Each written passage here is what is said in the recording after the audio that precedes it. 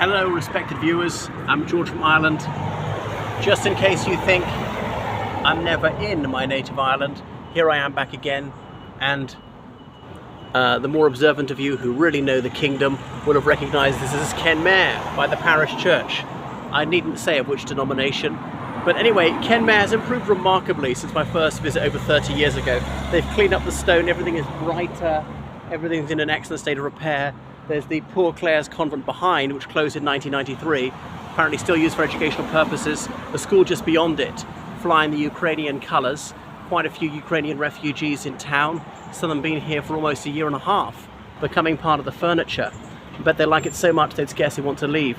So on Railway Road, because there was a railway station, discontinued here way back in the 1930s, as I got that right. So Bor an Ironrod. So that really is like Iron Road Railway. Anyway, so this is it the third biggest town in Kerry? I don't know. Obviously, Tralee is the county town. Killarney's fairly big, and here we are. It's all based around this little triangle here. This little park with picnic tables. And oh, what is this curious building here, which is shut? I mean, I've not been here for years, Kenmare, so I don't know what it is. There's some very handsome cottages. Look at that rose cottage beyond. There's I was reading how the woman who brought the Poor Clares, as in nuns, from Newry County down here, that her maiden name was O'Hagan, well, never married obviously, and her brother Thomas O'Hagan was the first Catholic to be Lord Chancellor of Ireland, as in the highest judge. I mean, I guess since the Reformation, prior to the 1530s, everybody here was a Catholic throughout Ireland. Protestantism wasn't invented in the British Isles until then. Okay, so a bit of a street market. There's a regatta on in town. I might try and film a little bit of that.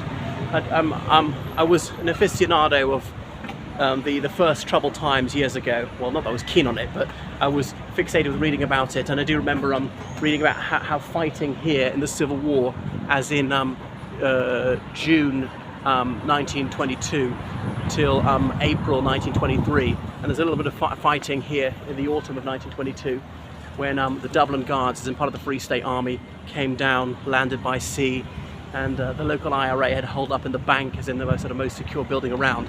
Obviously there's Bank of Ireland and AIB here these days. Surprised that the Bank of Ireland's still going in this town, because they closed it in Bantry years ago, for instance, which is probably bigger than here. Anyway, so you're getting an idea of what the place is like. Obviously all very low rise, 3-story buildings at most, quite individual buildings, painted fairly brightly. And I noticed, you know, when I return to Ireland, it gets better and better every time, because we're just wealthier now. One of the wealthiest countries in the world, by some measure the 6th wealthiest country on earth. It's just staggering economic success, despite the dearth of natural resources, like a tiny bit of gas off the old head of Kinsale, no oil, no coal, hardly any metals, and so forth. Obviously fairly fertile land, well, especially for potatoes. It's fine for cattle, but not great for tillage. So not great for arable farming because it's just too moist here. I'm going to go across here. Now there was a snack bar called Mickey Ned's there for years and years. It ended up begun after a footballer, as in he played Gaelic football, not played soccer. Because in the Republic of Ireland, say football, people assume you're talking about Gaelic football. So that's similar to Aussie rules.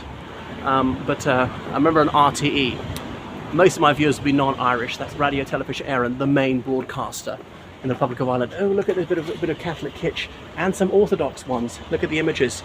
The long faces on this side of the Blessed Virgin and the Christ Child.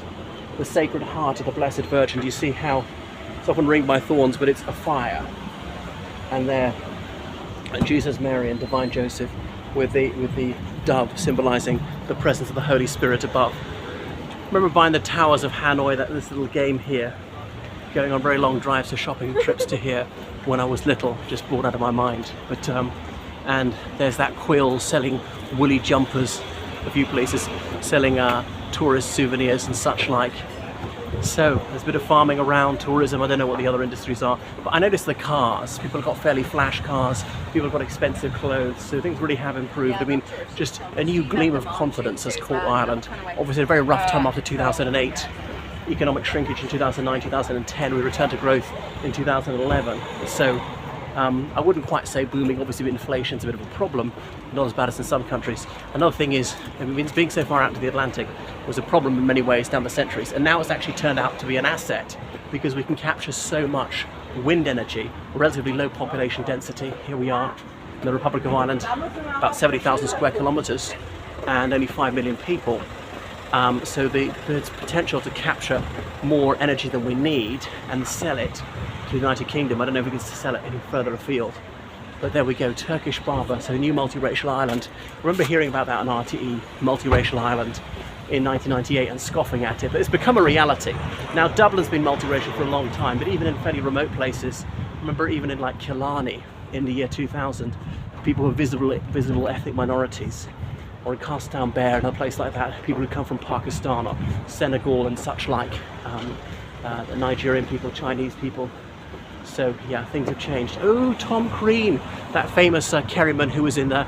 I see something dedicated to Tom Crean.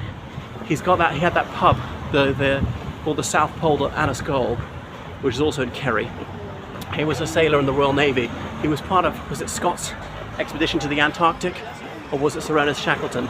Shackleton's another Irishman, of course, although his expedition to South Georgia, the South Pole, gang awry, he never lost a man. You should see that biopic about him entitled Shackleton. I believe the Royal Air Force's bomber was named in his honour, and I filmed outside his house in London. He was from Kildare. His father was a doctor, but anyway. So here's Tom Crean, who chose to sort of de-emphasise his previous membership of the, here we go, all about Tom Crean of the Royal Navy, because here he was in Kerry, a real hotbed of Republican activity, and that was, you know, the Crown Forces were really not the flavour of the month by the early 1920s.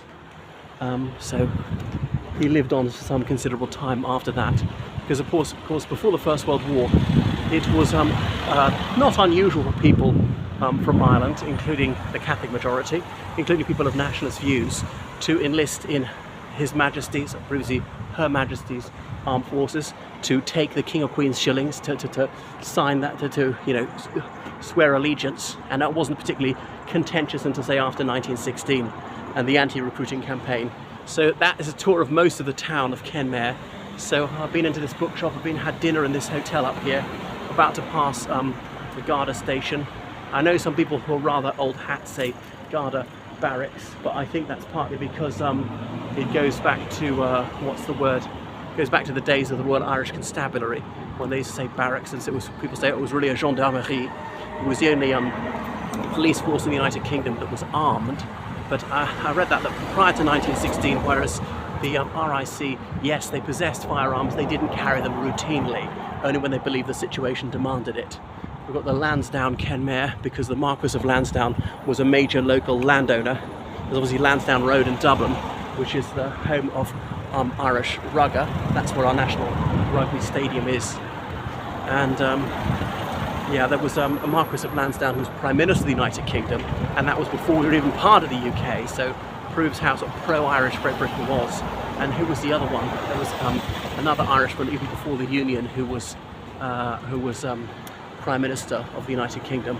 I can't remember who it was. Obviously several afterwards, like George Canning and the Duke of Wellington, Tony Blair, John Major. I mean, all people at least a quarter Irish.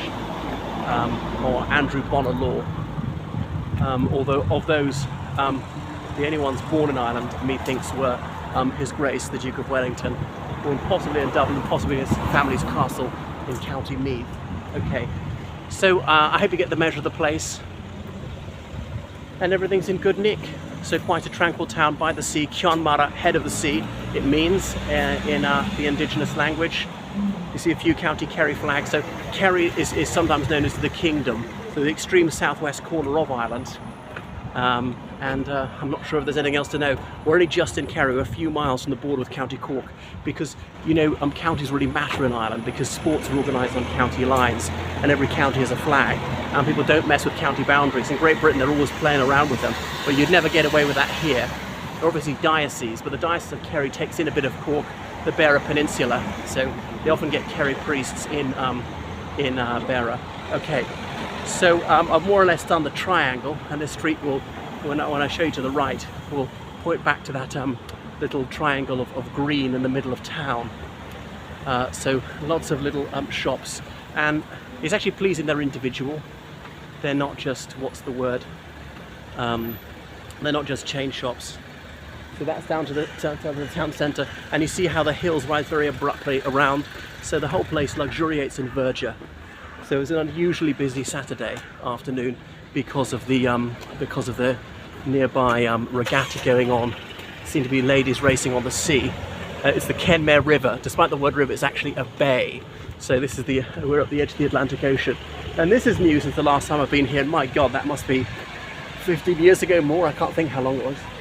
These rather smart modern age apartments with that bare stone finish. The Retreats, Park Hotel Kenmare. We're coming to the Church of Ireland church. Now the Church of Ireland seems such a misnomer, as there were only ever a minority of Irish people were members of it, like 15%, 15% at most. That's taking in the whole of Ireland, Northern Ireland. And obviously here in the Republic of Ireland, much lower than that, maybe 3% of the population. There are a few other Protestants and so on. So I'm staggered they managed to keep this going, because there'd be very few adherents of the Church of Ireland here, because Kerry is one of the most preponderantly Catholic counties of all. You know, I'd guess like 98% Catholic of those who've got any religious denomination at all, because there are plenty of people who don't identify with any religious denomination at all. And there you see it. A very fine, handsome, but perhaps a little bit forbidding, dark grey stone building, faintly Gothic. What do you think? Because at the Reformation, all the Catholic churches were suddenly declared to be Church of Ireland, which is just a carbon copy of the Church of England. Even the 39 articles of the Church of England, the document saying what the Church of England is and what its doctrines are and so forth, and how it's to be governed. That's simply, for Ireland, they simply said, for England, read Ireland. You simply just copied it. There we go. Okay, so that's it. I wonder if that's the rector's house nearby, as in the religious leader. I shall switch it off. Maybe I can go inside the church. Goodbye then.